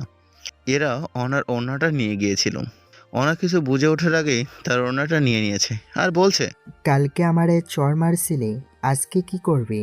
আরে বেটা রানা, আজকে তোরে আদর দিব, আদর। দেখি আজকে তুই কি করতে পারিস। ওনাকে উদ্দেশ্য করে কথাগুলো বলল। এবার ওনা আমার দিকে তাকালো। আমি আগে থেকে ওনার দিকে তাকাচ্ছিলাম, কারণ মেয়েটা অনেক ভয় পেয়ে আছে। আমি চোখ ঘুরিয়ে নিলাম। ছেলেগুলোর কুকর্ম দেখে আমার মাথাটা গরম হয়ে গেল। আমার রাগের মাত্রাটা শেষ সীমান্তে পৌঁছে গেল। আমি আমার রাগান্বিত চেহারা নিয়ে ওদের সামনে যেতে লাগলাম। যেই আমি ওদের সামনে গিয়েছি, অমনি রিমির বলা কথাগুলো মনে হয়ে গেল। আমাকে ভালো হতে হবে, তাই সে রাগগুলো নিমিষেই শেষ হয়ে গেল। আমার এমন অবস্থা দেখে রানা এসে আমাকে একটা লাঠি দিয়ে বাড়ি মারলো আমার পায়ে। আর আমি নিমিষেই ওখানে বসে পড়ি। আমি গেলাম রাগ নিয়ে, আর মার খেয়ে ফিরে আসলাম। ওদের মারার চেষ্টাও করলাম না। এটা দেখে ওনা রেগে গিয়ে আবারও আমার গালে ঠাস ঠাস করে কয়েকটা চড় বসিয়ে দিল। আর বলতে লাগলো, তুই আসলে একটা কাপুরুষ। কেন আমি কাপুরুষ হব কেন? ওরা আমার ওড়নাটা নিয়ে নিল, তুই ওদের কিছুই বললি না? ওরা তো অনেকগুলো, আর আমি একা। আমি একা কিভাবে পারবো ওদের সাথে? আমি তো পারবো না। ওরা আমার আসল পরিচয় জানে না, জানলে এমন ব্যবহার করতোই না। ওরা যদি 10টা মারতো, তুই একটা তো মারতে পারবি। যদিও ওরা আমার কাছে কিছুই না। তাই তো বললাম তুই কাপুরুষ। মাথা নিচু করেই দাঁড়িয়ে আছি। এবার জয়, রানারা ওনার দিকে এগোতে থাকে। আমি এমন অবস্থা থেকে দৌড় দিয়ে কলেজে গেলাম। গিয়ে সিয়ামকে ডেকে বললাম ওনার ওড়নাটা রানারা নিয়ে গেছে। এটা শুনে সিয়াম সহ আরও অনেকগুলো পোলাপাইন বাইরে আসলো। এসেই সিয়াম বলল, ওই হালা, এখানে তো নিশানের ছোট ভাই রয়েছে। তো কি হয়েছে, তোমরা কি ওদের মারতে পারবে না? পারবো, কিন্তু কালকে তো নিশান ভাই এসে আমাদের মেরে ফেলবে। নিশানকে? যদিও আমি জানি নিশানকে। হালা নিশান হলো এই এলাকার গুন্ডা, যারে ইচ্ছা তারে মারে, খুনও করে। কেউ কিছু বলছে না কেন? কারো সাহস নেই ওই নিশানের সামনে দাঁড়ানোর। বাদ দাও ওর কথা, এখন রানাদের মেরে ওনাকে নিয়ে আসো। কালকে কি হবে সেটা আমি দেখব। তুই আবার কি দেখবি? নিশানের সামনে দাঁড়ালেই তো তুইও ভয়ে প্যান্ট নষ্ট করবি। পরেরটা পরে দেখা যাবে, এখন ওনাকে বাঁচাও। আচ্ছা, কালকেরটা কি হবে তা পরে দেখা হবে। এই বলে রানাদের মারতে গেল সিয়াম সহ আরও 4-5 জন। তারপর সিয়ামেরা রানা জয়দের মেরে ওনাকে নিয়ে আসলো। এমন সময় জয় বলল, শ্যাম, সাহস থাকলে তুই কালকে কলেজে আসিস। আসবো আবার, যা। আমি বাসায় চলে আসলাম। ওনা জানি না যে আমি সিএমকে খবর দিছি আর আমি জয়দের মারতে বলেছি। শুয়ে আছি এমন সময় অনা ডাকতে এলো খাওয়ার জন্য। আমি আমি কোনো কথা না বলে চলে আসলাম খাবার খেতে। তারপর খেয়ে চলে আসলাম অনাদের রুম থেকে, মানে অনাদের ফ্ল্যাট থেকে। খাবারের সময় ওনা বারবার আমার দিকে তাকাচ্ছিল। আমি শুয়ে পড়ছিলাম বিছানায়, শুয়ে শুয়ে কান্না করতেছি। আপনারা ভাবছেন আমি মার খাওয়ার পরও কেন অনাদের খাবার খেলাম? কারণ খাবারটা আঙ্কেলের। কলেজে থেকে আসার সময় তিনি আমাকে খেতে ডাকছিলেন, তাই খেয়ে আসলাম। আর খাবারটা না খেলে আঙ্কেল কষ্ট পেত, আর আমি বয়স্ক লোকদের কষ্ট একদমই সহ্য করতে পারি না। কখন যে ঘুমিয়ে গেছি সেদিকে আমার খেয়াল নেই। ভাবতেছে সে কেন আমাকে মারলো। সত্যি তো ওরা ছিল 4 জন আর আমি ছিলাম একা। কেমনে আমি 4 জনের সাথে ঝগড়া করব? এমন সময় অনা আমার রুমে আসলো। এসে আমার গালের দিকে তাকাতেই অনার মাথাটা ঘুরে গেল। অনা আমার রুমে আসলো, এসে আমার দিকে তাকাতেই সে অবাক, কারণ আজকেও আমার গালে সে আগের দিনের মতোই দাগ হয়ে আছে, আর আমার চোখ দিয়ে ঘুমের মধ্যে পানি ঝরছে। এবার আমার কান্না দেখে অনারও কান্না চলে আসলো। সে কান্না করতে করতে চলে গেল, আমার কাছে আসলো না। অনা তার রুমে গিয়ে কান্না শুরু করে দিল। আমার ঘুম ভেঙে গেল। তারপর রাতের খাবার খেয়ে আসলাম অনাদের ফ্ল্যাট থেকে। আজকে কোন দিক দিয়ে যে রাত হয়ে গেল কিছুই বুঝতে পারলাম না। তাই খাবার খেয়ে চলে আসলাম আমার রুমে। এসে আবারও বিছানায় শুয়ে পড়লাম। ঘুম আসছে না, তাই একটা বই হাতে নিয়ে পড়তে পড়তেই ঘুমিয়ে গেলাম। সকালবেলা ঘুম ভাঙলো অনাদের কাজের বুয়ার ডাকে। ওঠেন, সকাল হয়ে গেছে। আচ্ছা তুমি যাও, আমি উঠছি। আচ্ছা ঠিক আচ্ছা ঠিক আছে। ঘুম থেকে উঠে ফ্রেশ হয়েই শুয়ে আছি। আবারও কাজের বুয়া ডাকতে আসলো খাবার খাওয়ার জন্য। আমি গিয়ে খেয়ে আসলাম। আবার রুমে এসে শুয়ে পড়লাম। কেন জানি না আমার সারাদিন শুয়ে থাকতে এখন মন চাচ্ছে, তাই আবারও শুয়ে আছি। আজকে কলেজে যেতে মন চাচ্ছে না। এদিকে অনা ভাবছে আমি এখনো আসছি না কেন। আজকে কি আমি কলেজে যাব না? না, আমার জন্যই। অনা মনে মনে ভাবছে আমি তার জন্যই আসছি না। সে আরও ভাবছে আমি মনে হয় আজকে যাবই না। অনা মনে মনে ভাবছে তার জন্য আজকে আমি কলেজ যাব না। পরে কলেজে আসলে সে আমাকে সরি বলবে, এটা ভেবে অনা চলে গেল। অনা কলেজে চলে গেল, গিয়ে দেখে সিয়াম সহ ওর আরও কয়েকজন বন্ধুরা একসাথে বসে আছে। অনা তাদের কাছে গিয়ে বলতে লাগলো, ধন্যবাদ সিয়াম, ধন্যবাদ কেন? কালকে ওই শয়তানদের হাত থেকে আমাকে বাঁচানোর জন্য। ও, এতে ধন্যবাদ দেওয়ার কিছুই নেই। আর তুমি যে ওই নীলের সাথে আসো, ওই কোনো নুল কই? পরে আসবে মনে হয়। তুমি কেন যে ওই কাপুরুষ ভিতুর ডিমের সাথে আসা যাওয়া করো? আজকে থেকে আমার সাথে আসা যাওয়া করবা। কেন তোমার সাথে আসা যাওয়া করব কেন? আরে যদি আবার কোনো বিপদে পড়ো তাহলে আমি তোমাকে রক্ষা করব। আচ্ছা তাহলে যাওয়ার সময় একসাথে যাব, কেমন? আচ্ছা। এদিকে আমার আর ঘুম আসছে না। সকাল 10টা 29 বাজে, তাই উঠে বিছানায় বসে বসে সিমের ছবি দেখছি। হঠাৎ মনে পড়ে গেল কালকের কথা। কালকে তো সিএম আমার কথা মতো রানাদের মারলো, তাহলে আজকে অবশ্যই নিশান কলেজে আসার কথা। তাই তাড়াতাড়ি রেডি হয়ে কলেজের দিকে চলে আসলাম। কলেজের সামনে এসে টং দোকানে বসে আছি, এক হাতে চা আর অন্য হাতে একটা সিগারেট। অনেক দিন থেকেই সিগারেট খাওয়া হয় না, তাই আজকে খাইতে ইচ্ছে করলো, তাই খাচ্ছি। চা সিগারেট প্রায় খাওয়া শেষের মধ্যে এমন সময় 2টা জিপ গাড়ি ঢুকলো কলেজে। কলেজের গেট দিয়ে 2টা জিপ গাড়ি ঢুকলো। আমি দেখলাম প্রথমে জিপটাতে জয়, রানা সহ আরও 3-4 জন ছেলে আছে। পরের জিপটাতে নিশান সহ আরও বেশ কয়েকজন আছে। তারা গিয়ে কলেজের মাঠে থামলো। আমি চাটা শেষ করতে লাগলাম, কারণ খাবার জিনিস কখনোই অপচয় করতে নেই। এদিকে নিশানকে দেখে কলেজের মাঠটা পুরোই ফাঁকা হয়ে গেল। সবাই 2 তলার উপরে উঠতে লাগলো। তা দেখে নিশান ওর ভাইকে ডাক দিল। যা, যার তোরা মারছে তাদের ডেকে নিয়ে আয়, আর মেয়েটাকেও নিয়ে আসিস।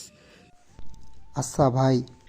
কিছুক্ষণ পর জয় আর ওর সাথে থাকা লোকগুলো সিয়াম আর ওর বন্ধুদেরকে ধরে নিয়ে আসলো, আর ওদের সাথে অনাকেও নিয়ে আসলো নিশানের সামনে। কলেজের মাঠে শুধু নিশান, ওর ভাই, অনাসহ ওদের কয়েকজন লোক এবং সিয়াম আর ওর বন্ধুরা। এরা ছাড়া আর কেউই নেই। কিরে, তুই জানিস না জয়কে? জি ভাই জানি, আপনার ছোট ভাই। তাহলে ওরে মারলি কেন? জয় আনার উন্না নিয়ে নিয়েছিল, তাই ভাই। তাই ওরে মারছিস? ভাই নিশান এবার ওড়নাটা নিয়ে নিল আর বলতে লাগলো, আমি ওনার নিলাম, আমার মার তো দেখি। ওই বিশু, যা একটা লাঠি নিয়ে আয় তো। বিশু হলো নিশানের লোক। লাঠির কথা শুনে সিয়াম সহ ওর বন্ধুরা ভয়ে প্যান্ট নষ্ট করে দিল। এদিকে আমার চা খাওয়া শেষ। বিল দিয়ে কলেজের মাঠ দিয়ে হেঁটে হেঁটে ওদের কাছে যাচ্ছি। আমি প্রায় ওদের কাছে যাইতে বিশু লাঠি নিয়ে গিয়ে নিশানের হাতে দিল। হঠাৎ সিয়াম বলল, ভাই, আমি একজনের কথা শুনে জয়রে মারছিল। কি? কার কথা শুনে? পিছনে দেখেন ওই ছেলেটার। লিসান পেছন থেকে তাকিয়ে বিশুকে বলল, বিশু, যা তো ওই কুত্তার বাচ্চাকে নিয়ে আয় তো। বিশু এসে আমার শার্টের কলার ধরে নিয়ে আসলো। আমাকে নিশানের সামনে নিয়ে আসা হলো। নিশান আমার দিকে তাকাতেই তো অবাক, কারণ নিশান আমাকে চিনে ফেলেছে। তাই বলল, ভাই, আপনি এখানে? আর বিশু, তাড়াতাড়ি করার ছাড়। কেন ভাই? আর আপনি হালার পুত্রে ভাই ডাকলেন কেন? সরি, তাড়াতাড়ি ভাইয়ের পা ধরে মাপ চা, না হলে তোর আমি আজ এখানে শেষ করে দেব। নিশান তুই চুপ থাক। তোর এত বড় সাহস, আমার ভাইরে তুই তুই করে বলছিস? বলেই আমার কাছে আসতে যাবে এমন সময় নিশান জয়ের একটা চর মারে। জয়, তাড়াতাড়ি ভাইয়ের পা ধর। আমি কেন ওই ফকিন্নির বাচ্চার পা ধরবো? এটা আমার আর সহ্য হলো না, তাই নিশানের হাতে থাকা লাঠিটা নিয়ে দিলাম জয়ের ডান পায়ে একটা বাড়ি। সাথে সাথে কলেজের সবাই মাঠের মধ্যে চলে আসলো, এসে গোল হয়ে দাঁড়ালো আমাদেরকে ঘিরে। আর বিশু আমার কলার ছেড়ে দিয়ে, তোরে বললাম না চুপচাপ থাক। নিশান তুই ওড়নাটা নিলি কেন? ভাই, আমার ভুল হয়েছে। ওড়নাটা ওনাকে দিয়ে। তা তুই কলেজে আসলি কেন? জয়কে শ্যামের মারছিল, তাই ওরে কেন মারছিলাম তুই তা কি জানিস? তো তাই। তোর ভাই ওনার ওড়না নিয়েছিল, তাই মেরেছি। ও, আমি তো জানি না যে এই জন্য ওরে মেরেছে। তোর ভাইরে বলিস আজ থেকে যেন ভালো হয়ে লেখাপড়া করে, ঠিক আছে? আচ্ছা ভাই, আমরা তাহলে চলে যাই। আচ্ছা, চলে যায় এখান থেকে। পরবর্তী পর্বের জন্য আপনারা অপেক্ষা করুন, ঠিক আছে? আর যদি আমাদের গল্পগুলো ভালো লাগে তাহলে আমাদের শিশির ডায়েরি চ্যানেলটি সাবস্ক্রাইব করে আমাদের সাথেই থাকবেন। ধন্যবাদ সবাইকে। তারপর কলেজ থেকে নিশান আর ওর ভাইয়েরা সবাই চলে গেল। নিশান চলে যাওয়ার পর আমিও আমার বাসার দিকে চলে আসতে লাগলাম। অনা আমাকে ডাক দিল। আমি শুনেও না শোনার ভান ধরে চলে আসছি। আমি প্রায় গেটের কাছেই চলে আসছি। এমন সময় আমি আর হাঁটতে পারছি না। মনে হয় কে যেন আমাকে পিছনে থেকে ধরেছে। আমি হাঁটতে না পেরে পিছনে তাকালাম, কারণ পিছনে আমাকে অনা ধরে রেখেছে। আমি অনাকে বললাম, কি হয়েছে, এভাবে ধরে রেখেছেন কেন? আর আপনি আমার শার্ট ধরে টানতেছেন কেন? আমি তোমাকে সেই কখন থেকে ডাকছি, শোনো না শোনার ভান করছো কেন? আপনার সাথে আমার কোনো কথাই নেই। তুমি আমাকে আপনি আপনি বলছো কেন? আপনি যদি এসব বলার জন্য এসে থাকেন তাহলে আমি চলে যাচ্ছি। এমন করে কথা বলছো কেন? আমার ইচ্ছে হয়েছে তাই। একটা কথা বলবো? বলেন। ওই গোন্ডাটা তোমাকে ভাই বলে ডাকলো কেন? সেসব তোমার না জানলেও চলবে। কেন? আমার যে জানতে ইচ্ছে করছে। আমি চলে গেলাম, বাই। এই শোনো। কোনো কথা না বলে চলে আসতেছি। বাসায় এসে ফ্রেশ হতে গেলাম। আমার পিছে পিছে অনাও চলে আসলো বাসায়। আমি ফ্রেশ হয়ে এসে রুমে বসে আছি। এমন সময় অনা এসে ডেকে গেল খাবার খাওয়ার জন্য। আমিও চলে গেলাম, গিয়ে খাইতে বসছি। কিন্তু আজকে আর আঙ্কেলকে খাবার টেবিলে দেখলাম না। আমি ওনাকে জিজ্ঞেস করলাম, আঙ্কেল কোথায়? আপু গ্রামের বাড়ি গেছে। ও, খাবার খেয়ে রুমে চলে আসলাম। এসেই শুয়ে আছি। এমন সময় অনা এসে বলল সাথে যাইতে। আমিও চলে গেলাম। এ বাসায় এসে থেকেই সাথে যাওয়া হয়নি এখনো। সাথে গিয়ে দেখি অনা দাঁড়িয়ে আছে। আমাকে দেখে বলল, আচ্ছা নীল, তোমার আসল পরিচয়টা একটু বলবে? আমার আবার পরিচয়? আমার মা বাবা কেউ নেই, বাসা বগুড়ায়। এগুলো তো আমি জানি। তাহলে আর কি জানতে চান? তোমাকে নিশান ভাই ভাই করে ডাকলো কেন? এটা না জানলেও চলবে। না, হয় না, এটা আমার জানতে হবেই। কেন জানতে হবে? কারণ আমি তোমাকে ভা কি? কিছু না, আমি যা জানতে চাইছি তার উত্তর দাও। আমার পরিচয় জানলে আমাকে বাসা থেকে বের করে দিবেন না তো? না, দিব না।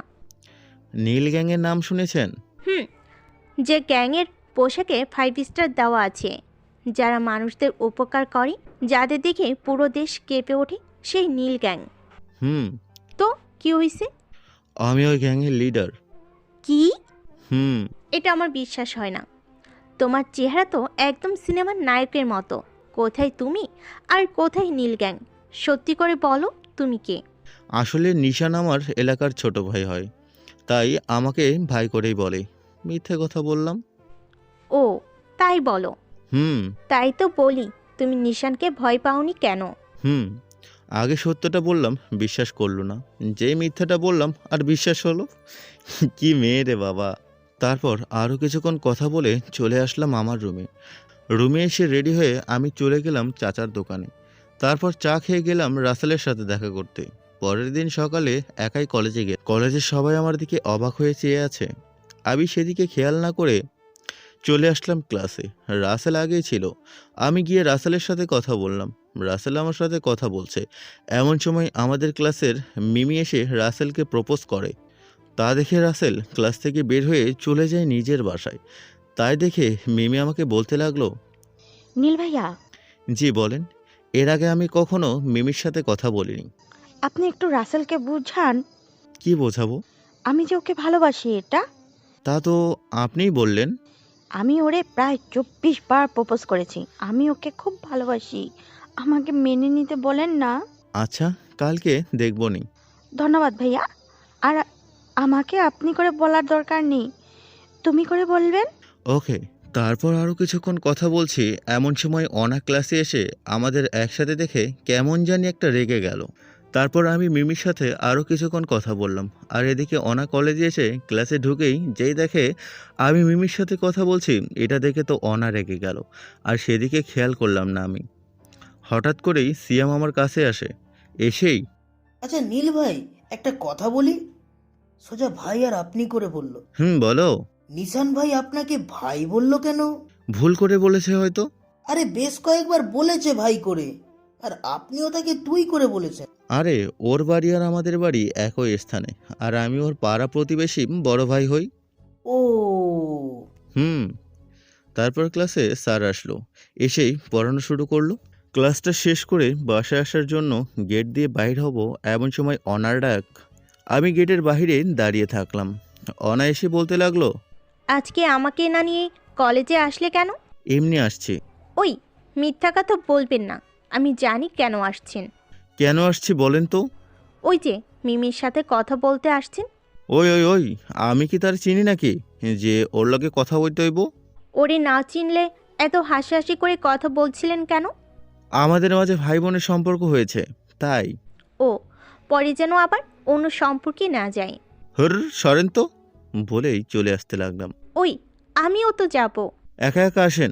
আমরা তো একই জায়গায় থাকি, একসাথেই যাই। কাপুরুষের সাথে যাইতে হবে না। চুপ করে আছে, হয়তো ভাবতেই পারিনি আমি এমন কথা বলবো। একা একাই চলে যান তো। চলে আসলাম বাসায়। বাসায় এসে ফ্রেশ হয়ে শুয়ে আছি। হঠাৎ অনা খাবার খাইতে ডাকতে এলো। আমিও চলে গেলাম খাবার খাইতে। খুব ক্ষুধা লাগছিল, তাই তো খাওয়া শেষ করে রুমে এসে দিলাম একটা ঘুম। এভাবেই চলতে লাগলো আমার দিনগুলো। অনা আমাকে কোনো মেয়ের সাথে কথা বলতে দেয় না। আমরা এখন একে অপরকে তুমি করে ডাকি। মিমির সাথে আমি কথা বলি, কারণ মিমি আমাকে ভাইয়া বলে ডাকে। এদিকে রাসেলও মিমির প্রপোজাল গ্রহণ করেছে। এভাবে চলে গেল প্রথম বর্ষ। ভালো মতোই পড়াশোনা করতে লাগলাম। আমি এখন অনার্স দ্বিতীয় বর্ষে উঠলাম। আজকে কলেজে যাওয়ার জন্য রেডি হয়ে অনাকে ডাক দিলাম। অনাও রেডি হয়ে আসলো। আমরা একসাথেই চলে আসলাম কলেজে। কলেজে আসতে আসতেই দেরি হয়ে গেল। আজকে কি বার? শনিবার। কেন? এটা কি এই বছরের প্রথম শনিবার নাকি? কেন? ও শিট, কি হয়েছে? আজকে আমার বাবার জন্মদিন। ও, তা কি হয়েছে? আরে, বাবাকে সারপ্রাইজ দিতে হবে না? তাই তো, চলো। চলো। তারপর আমরা দুজনে কলেজ থেকে চলে আসলাম। বাইরে এসে একটা দোকান থেকে একটা কেক, বেলুন সহ প্রয়োজনীয় সকল জিনিসপত্র কিনে চলে গেলাম। তারপর চলে গেলাম একটা শপিং মলে। তারপর অনা তার বাবার জন্য একটা ঘড়ি কিনলো। ঘড়ি কেনার জন্য অবশ্যই আমি তাকে বলেছি, কারণ যতবার আঙ্কেল ঘড়ির দিকে দেখবে ততবারই অনার কথা মনে পড়বে। আর আমি আঙ্কেলের জন্য একটা পাঞ্জাবি কিনলাম, তাও আবার অনাকে না জানিয়ে। তারপর বিকেলে চলে আসলাম বাসায়। বাসায় এসে অনা তার কয়েকটা ফ্রেন্ড এবং আত্মীয় স্বজনদের দাওয়াত করলো। বাসায় এসে দেখি আঙ্কেল বাহিরে বসে আছেন। তাই আমি অনাকে বললাম যেন আঙ্কেলকে ভিতরে নিয়ে যায়। অনাও তাই করলো। অনা আমার কথা মতো আঙ্কেলকে নিয়ে তার রুমে গেল, আর আমি এই সুযোগে সব জিনিসপত্র নিয়ে ছাদে রেখে আসলাম। তারপর নিজের রুমে এসে ফ্রেশ হয়ে নিলাম। তারপর অনাদের কাজের বুয়া এসে খাবার খাইতে ডেকে গেল এবং এরপর আমিও খাইতে চলে গেলাম। খাবার খেয়ে আমি আমার রুমে আসার কথা বলেই সোজা চলে গেলাম ছাদে। আর কিছুক্ষণ পর আঙ্কেলকে ঘুমিয়ে অনাও ছাদে চলে আসলো। তারপর দুজনে মিলে সব ঠিকঠাক করতে বলতে সাজাতে লাগলাম। তারপর দুজনে মিলে সব ঠিকঠাক করে সাজিয়ে নিলাম। সন্ধ্যা 6টা বাজে। অনার আত্মীয় স্বজনরা আসতে শুরু করেছে। একে একে প্রায় যাদেরকে দাওয়াত করেছে তারা সবাই চলে আসলো। তারপর আঙ্কেল ঘুম থেকে উঠেছে কিছুক্ষণ আগেই। সে কিছুই বুঝতে পারছে না তার বাসায় এত মানুষজন কেন। এদিকে ছাদে আমি একাই বসে আছি আর ভাবছি আমিও একদিন এইভাবে রিমির জন্মদিন পালন করেছি। আমি রিমির এনআইডি কার্ড দেখে তার জন্মদিন কবে হয়েছিল সেটা জেনেছিলাম। এই বছরেই তার জন্মদিন, এখনও আসেনি। বুধবারে তার জন্মদিন। বুধবারের সকালে রিমি অফিসে চলে গেল। এই সুযোগে আমি দোকান থেকে কেক, বার্থডে বেলুন, ক্যাপসহ সকল কিছু নিয়ে এসে আমার বাসার ছাদে সব কিছু সাজিয়ে রেখেছিলাম। সন্ধ্যার সময় রিমি বাসায় আসলো। তারপর ফ্রেশ হয়ে শুয়ে পড়লো। আর আমি সুযোগ বুঝে ছাদে গিয়ে দিলাম রিমিকে একটা ফোন। হ্যালো রিমি। হুম, চলো। আমি জানি রিমি এখনো শুয়ে আছে, কিন্তু তাকে ছাদে আনার জন্য মিথ্যে বললাম। রুমে শুয়ে আছি। কেন? ও না, মানে ছাদে আমার কিছু কাপড় শুকাতে দেওয়া আছে, তো এগুলো যদি একটু কষ্ট করে নিয়ে আসতে। একটু ভাঙা ভাঙা গলায় বললাম। ওকে ওকে, নিয়ে আসছি। এমন করে বলার কি আছে? তারপর রিমি ছাদে আমার কাপড় নিতে আসছে। এমন সময় আমি একটা সুইচে টিপ দিলাম, আর সাথে সাথে পুরো ছাদটাই লাল নীল সহ অনেক প্রকার আলোতে ভরে গেল। তা দেখে রিমি চমকে গেল। আমি বলতে লাগলাম happy birthday to you. Rimi তো আরও চমকে গেল, কারণ রিমি নিজেরই মনে নেই যে আজকে তার জন্মদিন। আর আজকে যে তার জন্মদিন সেটা তো আমাকেও বলেনি। তারপর আমি বলে উঠলাম, ওই তাড়াতাড়ি আসো, কেক কাটতে হবে তো। হুম, আসছি। তাড়াতাড়ি। তারপর রিমি চলে আসলো, আর দুজনে মিলে কেক কাটলাম। তারপর প্রথমে আমি রিমিকে কেক খাওয়ালাম, পরে রিমিও আমাকে কেক খাওয়ালো। তারপর রিমি বলতে লাগলো, আমার জন্মদিন তুমি কেমনে জানলে? আরে জানছি কোনোভাবে। বলো কেমনে জানলে? তোমার এনআইডি কার্ড দেখে। ওহ, তা আমার গিফট কই? ও সরি সরি, দিতেই ভুলে গেছি। তারপর আমি আমার পার্সে টাকা একটা গিফট পেপার দিয়ে মোড়ানো বক্স রিমির হাতে দিলাম। তখন রিমি আমার সামনে সেটার সাথে সাথেই খুলে দেখে বলল, ওই, এটা কার জন্য? কার জন্য আবার? তোমার জন্য। আমাকে কোনোদিন এটা পড়তে দেখেছো? না, তবে কালকে দেখব। আমি যে এটা পড়তে পারি না। সমস্যা নেই, আমি আছি না, আমি পরিয়ে দিব। ওকে। কালকে ঘুরতে যাব, অফিসের ছুটি নিও। ছুটি দিবে না? সেটা আমি দেখব, তুমি শুধু অফিসে ফোন দিবে। ওকে। নাও, খাওয়া শুরু করো। একটা বিরিয়ানির প্যাকেট দিয়ে বললাম। ওয়াও, তাড়াতাড়ি দাও। আসলে আমার আর রিমি দুজনেরই বিরিয়ানি ফেভারিট। তারপর খেয়ে চলে আসলাম যার যার রুমে। আর আপনারা ভাবছেন রিমিকে কি গিফট দিলাম? আরে ভাই, ওইটা হলো নীল কালারের একটা শাড়ি। হঠাৎ করে কেউ একজন আমার হাতে একটা চিমটি কাটলো, আর আমি বাস্তবে ফিরলাম। ও, অনা চিমটি কাটলো। তারপর অনা বলল, ওই, কি ভাবছিলা? না মানে একটু ঘুম ধরেছিল, তাই আর কি, মিথ্যে বললাম। ও, সারাদিন পড়ে পড়ে ঘুমাও, তাও ঘুম কমে না? না না। আচ্ছা, বাদ দাও। আর এদিকে সব রেডি তো? ও হুম আমি তাহলে বাবাকে নিয়ে আসি। হুম। তারপর অনাথার বাবাকে নিয়ে আসতে গেল। আর আমার মনে পড়ে গেল সেই 2 দিন পর রিমির প্রথম মৃত্যুবার্ষিকীর কথা। আমাকে তো তাহলে আবারও বগুড়ায় যাইতে হবে। আচ্ছা, সমস্যা নেই, যাব। অনাথার বাবাকে নিয়ে আসলো। তারপর প্ল্যান মতো সব কাজ হলো। সবাই অনেক আনন্দ করলো। আঙ্কেলের জন্মদিন পালন করলাম, কিন্তু অনার মনে আনন্দ ছিল না, লোক দেখানো আনন্দ করলো আর কি। তারপর সবাই সবার গিফট দিলাম। কালকে রিমির মৃত্যুবার্ষিকী। আজকে বাসাতে কাউকে না বলেই বগুড়ার গাড়িতে চড়ে বসলাম। গাড়ি যথাসময়ে এসে বগুড়া স্ট্যান্ডে থামলো। আমি গাড়ি থেকে নেমেই তো অবাক, কারণ আমাকে নিতে আসছে রাকিব, নিয়ন সহ আরও অনেকেই, যারা আমার গ্যাংয়ের হয়ে কাজ করে। আর রাকিবকে তো আপনারা চিনেনই। রাকিব আমার বন্ধুর মতোই। আমার অবর্তমানে ওই রাকিবই আমার সব দেখাশোনা করে।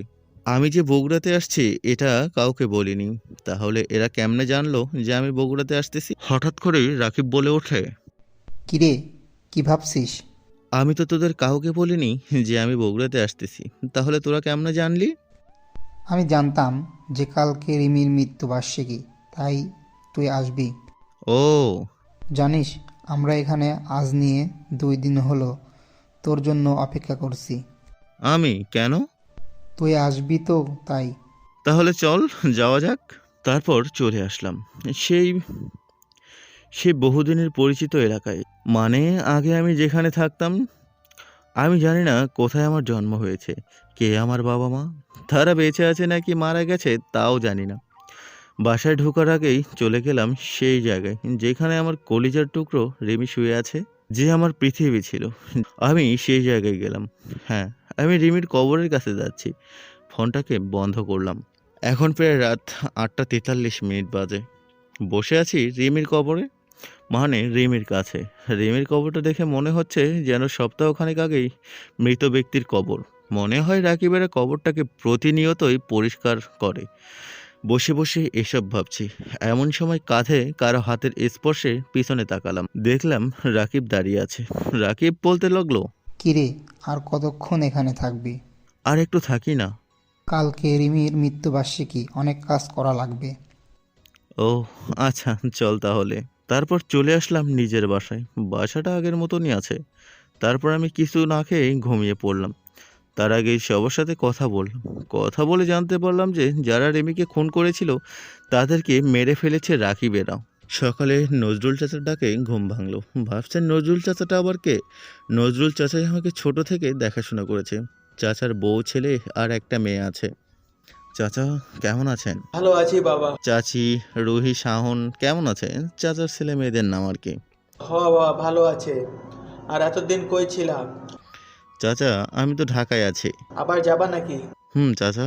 ওহ আচ্ছা, তাড়াতাড়ি উঠে ফ্রেশ হয়ে খেয়ে নাও, অনেক কাজ আছে। আচ্ছা চাচা। তারপর উঠে ফ্রেশ হয়ে খাবার খেয়ে কাজ করতে লাগলাম। মানে রিমির মৃত্যুবার্ষিকীর আয়োজন করতে লাগলাম। ওদিকে অনাদের বাসায় অনা আমাকে দেখতে না পেয়ে পাগল হয়ে যাওয়ার অবস্থা। সে আমাকে ফোন দিয়ে যাচ্ছে, কিন্তু বারবার ফোনটা বন্ধ বলছে। সে রাত থেকেই ফোন দিয়ে যাচ্ছে, বারবার একই কথা, নাম্বারটি বন্ধ আছে। অনা গতকাল রাত থেকে না খেয়ে আছে। এদিকে আমি দুপুরের সময় রিমির জন্য দোয়া মিলাদ করে গরিব মানুষদের খাওয়ালাম। তারপর, রাকিব আমাকে যেতে হবে রে, কাল আবার আমার ক্লাস আছে কলেজে। আর একটা দিন থাক। না রে, কলেজ মিস করা যাবে না। ও, চল তো স্ট্যান্ডে নামিয়ে দিয়ে আসি। চলে আসলাম বাস স্ট্যান্ডে। রাকিব আমাকে আমার ব্যাগটা হাতে ধরিয়ে দিয়ে বাসে তুলে দিল। সন্ধ্যা 7:30 অনাথের বাসায়, মানে যাদের বাসায় আমি ভাড়া থাকি সেখানে চলে আসলাম। কলিং বেলটা চাপলাম আমি। কাজের বউ এসে দরজা খুলে দিল। ভিতরে ঢুকতেই তো আমি অবাক, কারণ অনা আমার রুমের দরজার সাথে মাথা হেলান দিয়ে শুয়ে আছে। আমি আসছি এটা দেখেও নি। তারপর আমি গিয়ে, অনা, অনা উঠো, সন্ধ্যার সময় ঘুমাতে হয় না? হাত দিয়ে হালকা ধাক্কা দিয়ে বললাম। কি? কে? আরে আমি নীল। ভয় পেয়ে। এই, তুমি কই গেছিলা? কখন আসলে? তোমার ফোন অফ কেন? তোমার কিছু হয়নি তো? আরে এত ব্যস্ত হচ্ছ কেন? শান্ত হও। আগে আমার প্রশ্নের উত্তর দাও। আরে ভাই, বাড়িতে গেছিলাম, একটু দরকার ছিল, আর ফোনটা অফ ছিল। তাই বলে আমাকে বলে যাবে না? ধুর, মনে ছিল না তো। আমার কথা তো মনে থাকবেই না। ধুর, এমন করো কেন? ভাবলাম বাসায় এসে একটু কারো হাতে রান্না করা খাবার খাবো, তা না করে এখানে যা হচ্ছে। আর ওইদিকে পেটে তো প্রায় চুহার দৌড় প্রতিযোগিতা শুরু হয়েছে। মন খারাপের ভান ধরে কথাগুলো বললাম। কি? তোমার ক্ষুধা লাগছে? আগে বলবা না? আমারে বলতে দিছো কই? আচ্ছা, তাড়াতাড়ি আসো, আজকে আমি তোমাকে খাইয়ে দিব। 5 মিনিট দাঁড়াও, আমি আসছি। ওকে। চলে আসলাম রুমে।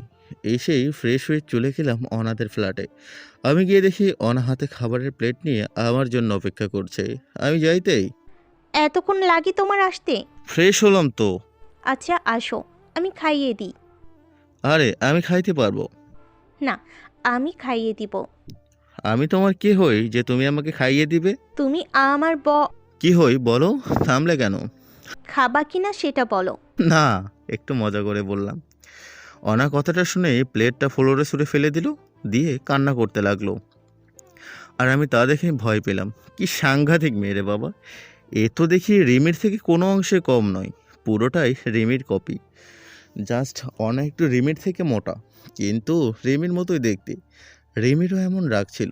প্লেটটা ভাঙার শব্দে বুয়া এবং আঙ্কেল আমাদের কাছে চলে এলো। অনা কান্না করেই চলেছে, আর আমি চুপচাপ বসে আছি। হঠাৎ আঙ্কেল বলে উঠল, কিরে মা, কি হয়েছে? প্লেট ভাঙলি কেন? দেখো না বাবা, ও আমার হাতে খাবি না বলছে। ওর জন্য আমি কাল রাত থেকে না খেয়ে আছি, আর এখন ও আমার হাতে খেতে চাইছে না। নীল বাবা, কষ্ট করে একটু খাও না, না হলে আমার মেয়েটা যে কি করবে তা আমিও জানি না। এই একদিনে যা শুরু করেছিল। আঙ্কেল আমি তো খাইতামই, জাস্ট একটু মজা করলাম আর কি। কি, তুই আমার সাথে মজা করছিস? না মানে একটু। এখন তাড়াতাড়ি ভাঙ্গা প্লেটটা পরিষ্কার করো।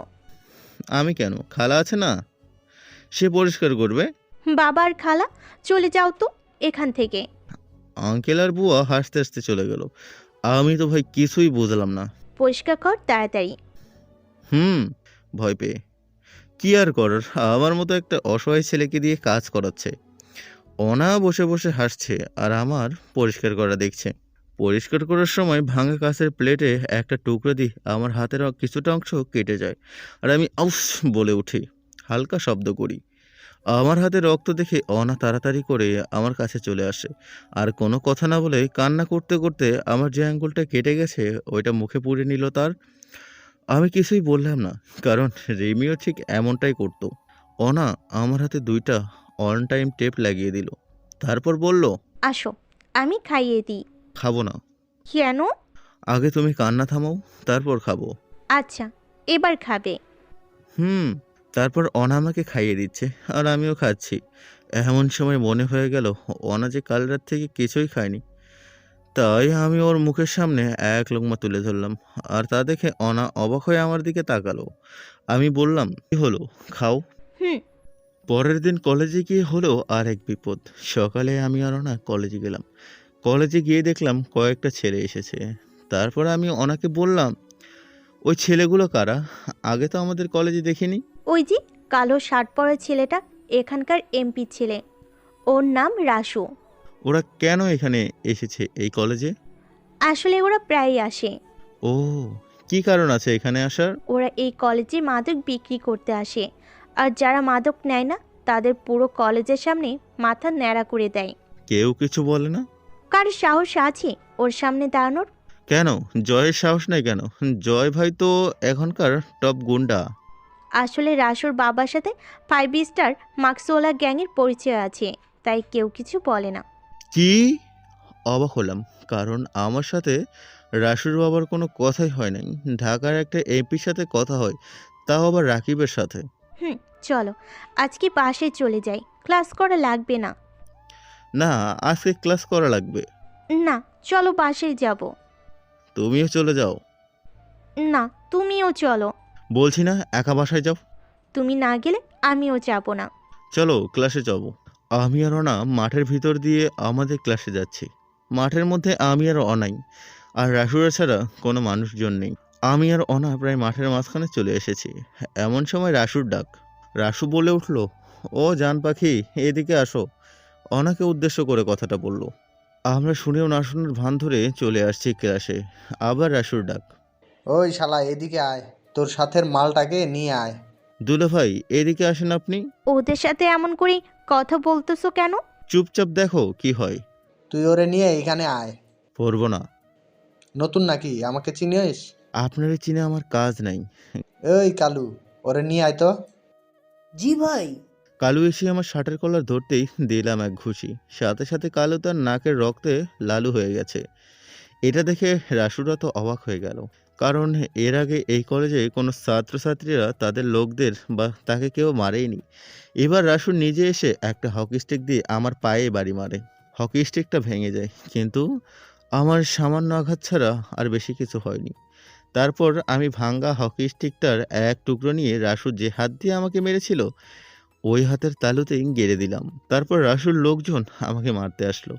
আমিও ভাই 4-5 জনকে মারলাম। হঠাৎ পিছন থেকে কে আমার একটা মাথায় বাড়ি মারে। আমারও মাথাটা ফেটে রক্ত বের হয়। তা দেখে অনাথ চিৎকার করে। সে চিৎকার করে কান্না করতে থাকে। আমি রক্ত দেখে তাদের সবাইকে আবার মারতে লাগলাম।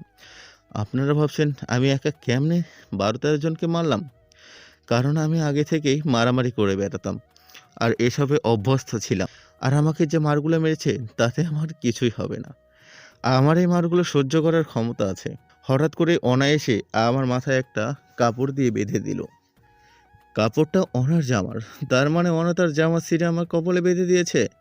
আর এদিকে রাসু তার বাপকে কল দিয়ে কলেজে ঘটে যাওয়া সমস্ত কিছু বলল। আর তার বাবা এক্ষুনি কলেজে আসবে। রাসু আবার বলতে লাগলো, কুত্তার বাচ্চা, তুই থাক এখানে, তোর বাপ আসছে। আমি গিয়ে দিলাম রাসুর মুখে এক লাথি। আবার বললাম, ডাক ডাক তোর কোন বাপ আছে, 10 মিনিট দাঁড়া। ক্লাসরুমে আসিস। বলেই আমি অনাকে নিয়ে চলে আসলাম। সবাই আমার দিকে কেমন জানি করে তাকিয়ে আছে। আর অনা তো আমার মুখের দিকেই তাকিয়ে আছে। ক্লাসরুমে আসতে রাসেল আমার মাথাটা ড্রেসিং করিয়ে দিল ফার্স্ট এইড বক্স দিয়ে। তারপর আমি রাসেলকে পানি দিতে বললাম। পানি খেয়ে বসে আছি ক্লাসরুমে। কেউ কোনো কথা বলছে না। আর এদিকে ক্লাসের টাইম হয়ে যাচ্ছে। তা দেখে আমি বললাম, রাসেল গিয়ে স্যারকে ডেকে নিয়ে। তারপর ক্লাস করছি। কিছুক্ষণ আগে যা হয়েছে আমার মনেই নেই। মানে সব ভুলে ক্লাসে মনোযোগ দিলাম। ক্লাস করছি এমন সময়। কিরে, বিড়ালের মতো ক্লাসে লুকিয়ে আসিস কেন? বাহিরে আয়। বাইরে বের হয়ে আসলাম। মাঠের মধ্যে দেখলাম অনেকগুলো পুলিশ। আর একজন তাদেরকে বলছে আমাকে ধরে থানায় নিতে। তার কথা মতো কয়েকজন পুলিশ আমাকে ধরে থানায় নিয়ে আসলো।